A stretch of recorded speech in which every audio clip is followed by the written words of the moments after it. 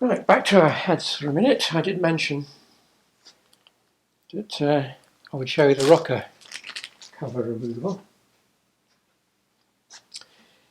Now,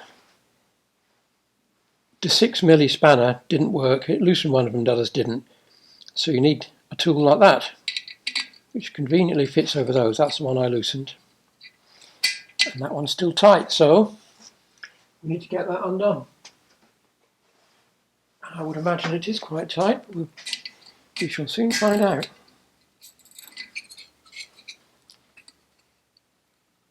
Oh, yeah, that was tight. Okay, so that's the tool you need. It's about, I think it's about £18 approximately. So if we remove our peculiar bolt, now they can be replaced with Allen headed cap bolts. I can't remember the exact size now for the life of me. I think, well, I'll tell you what, whilst we're here, let's measure it. From memory, I think they're M10, but we shall find out now. M8, and about 35mm long, I think. Measure from the base of the thing. 34, yeah, 35mm. And you want Allen key type cap tops. If you have the tool and want to replace them. Right, so with it, can you still see all of that easily? Yes.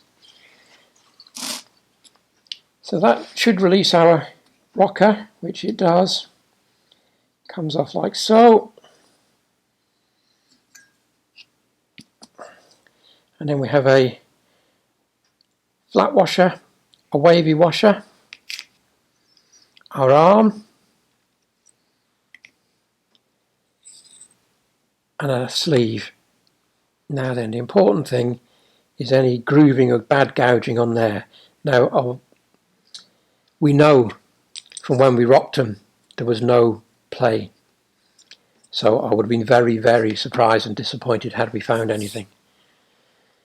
So then the other thing to look for is excessive wear on the pad. That's just got you just see a little shiny mark where it's been contacting the valve. That's perfectly okay. And nothing on there. And then you can undo that and check the threads as well if you so wish. So that's that one. And while we're here, we might as well take the other one off and check it. Although I'm not expecting any issues.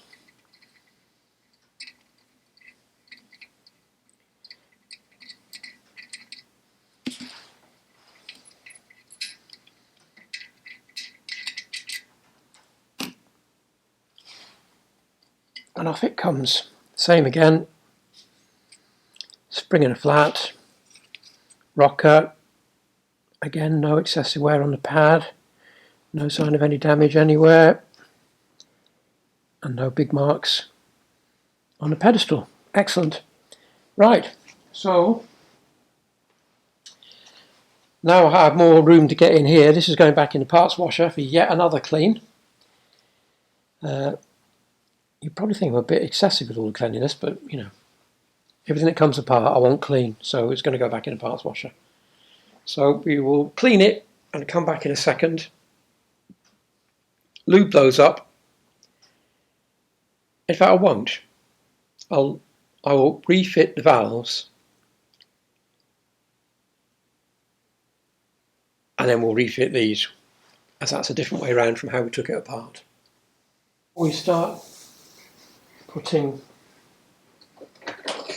our heads back together. Quick word on the valve stem oil seals. This white one on the right is the original type you get with most gasket sets. Well, no, sorry, let me rephrase that when I say original type. There's ones you get with most gasket sets. The original ones by Perfect Circle were better than these. They're not very good to use, to be honest, and I don't bother. So the ones on the left are the modern rubberized, softer equivalent. Now, back in the old days, when I was young, the 2CV was still in production, I used to use BX ones, which were of a suitable size. But they're getting hard to find now because obviously the BX is long gone. So I think these are made in Holland, from memory. But anyway, they are superior to the white ones you get in the gasket set. So it's additional money, but in my opinion, worth the extra. So let's put them on and find out how things go. Now, before we start, I have checked this oil hole is clear. It comes up through there. See if I can show you. There you go. We just make sure that I blew through with some compressed air. I've also made sure there's nothing left of the old valve stem oil seal where we're going to fit our new ones, because obviously you don't want any debris on there when you're trying to fit them. Now, in theory, you should just push on down to their stop. We shall see. Nope. Didn't want to. Right, I shall have to find something to encourage it. Right, let's try again. So it didn't want to go on. So I have found a socket which will fit perfectly on, which will allow me to apply a bit more pressure. In fact, I will give that a little tap as well.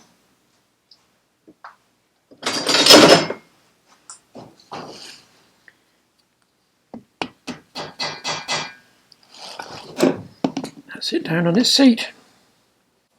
We need to fit our valve. So 1 second again. Oh, we can put our seat in because that's going to have to go come what may. So let me just swap back to the lens. Right, hopefully we'll see a bit more now. So a bit of assembly lube, because again our valves and things are going to be sitting for a while. So that needs to be inserted. It should push up through all right. Yes, there we go. Came up nicely. Our valve spring, can you still see all of that? Yep, just about. And then our top keeper. And then we're going to need our valve spring compressor. Right, the compressor's on. I have to struggle and move it around, which makes it difficult to film. So a small amount of grease, in fact we can put it on the keepers, collets. Keepers are very Americanism. On the collets, which will fit in their little grooves. The grease will hopefully hold them there while we faff about filming this. Like so. Can you see that? It's quite difficult to film. But anyway, they're on the... Now then, as we release the pressure, I'm actually going to unwind this because you'll be able to see it better, I hope, by unwinding it rather than letting it pop open. I hope. No, it doesn't want to know. Right, I'm going to have to pop it. So hopefully, as the top collar comes up, it'll trap the collets. Sometimes it'll knock them out, which is why I was hoping to be able to unwind it to show you. But it's not going to happen, so let's give it a go. Oh. And there they are, trapped. Now, it's sensible to give it a tap just to make absolutely sure everything's down. which it is. Which then just leaves our rocker shaft to reassemble. Let me just move that so we can get a better view. So again, because it's going to be sitting for a bit of a time, I'm just going to apply some assembly oil to where they sit.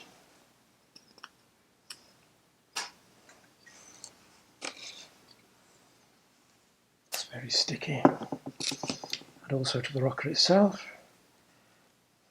which will protect it. And we slide that back through there. We have our large washer there. We have a wavy and our flat there. And then that should all drop inside of two posts, like so. And then we have our peculiarly headed bolt with our special tool. And now I need to find a torque setting for this, because I don't know it off the top of my head.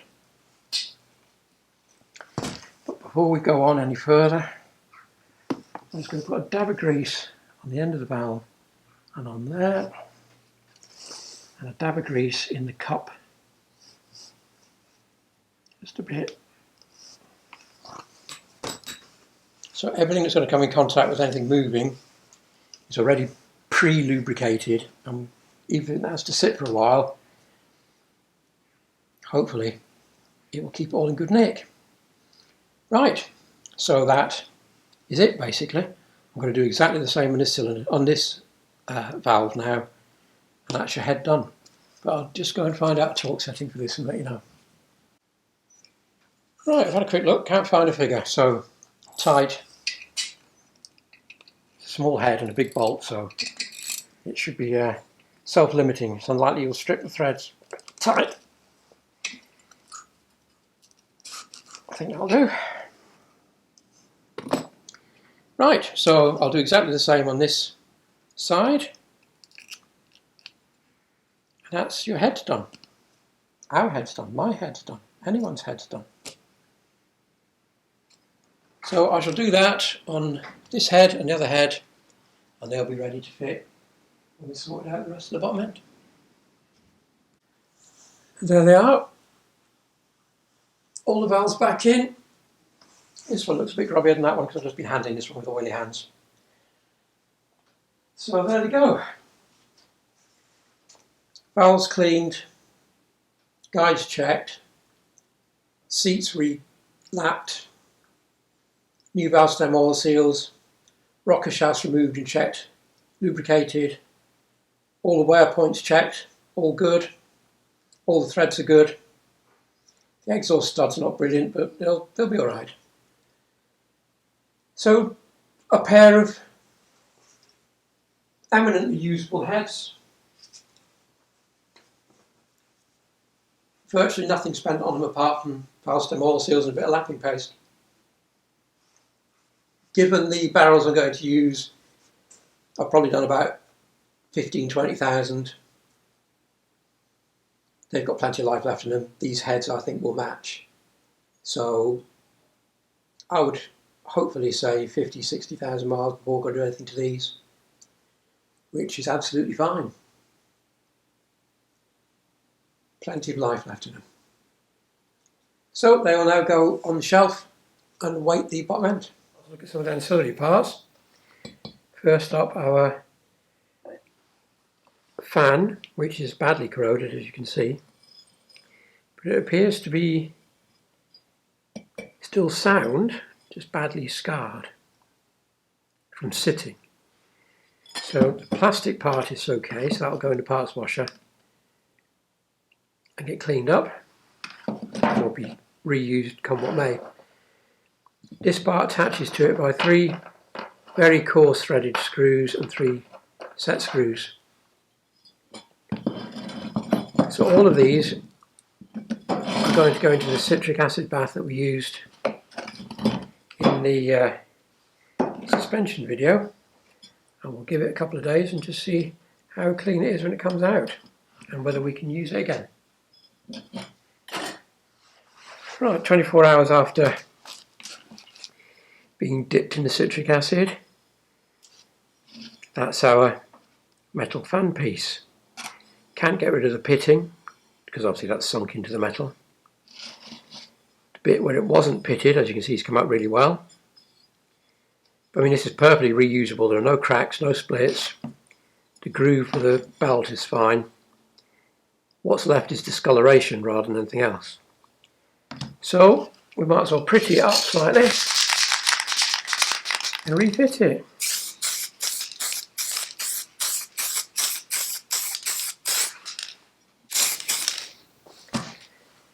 That'll do. No point painting where the fan belt runs because that will just wear off instantly anyway. We'll do the other side and we're ready to reattach our plastic section. But before we do that, we should have a look and see how the screws came out. And there they are. I'm very happy with that. Quick whiz on the wire brush to just get rid of the loose stuff. All perfectly reusable. If they're well greased, they'll last many more years. So, citric acid, cheap, effective, very useful. Right, our rocker covers next.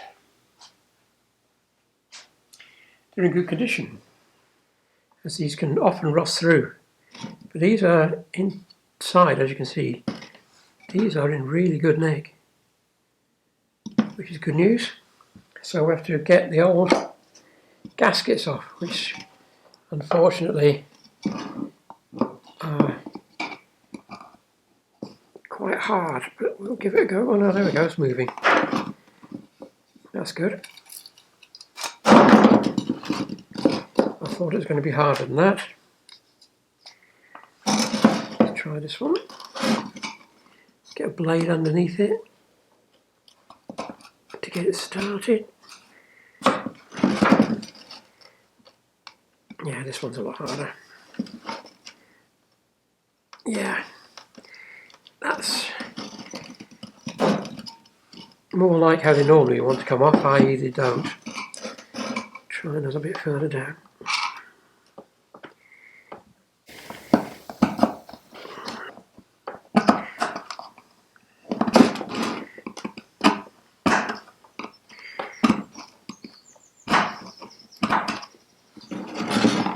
Right, so there you are.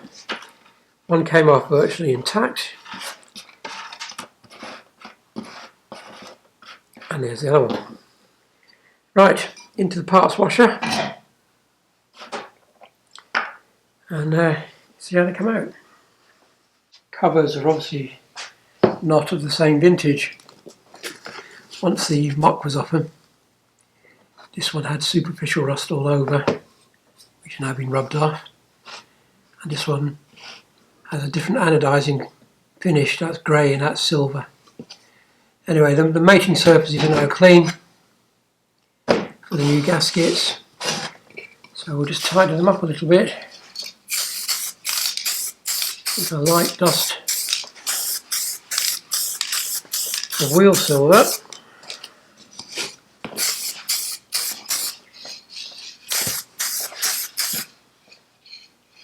Just to make them look uniform and to cover up that rust.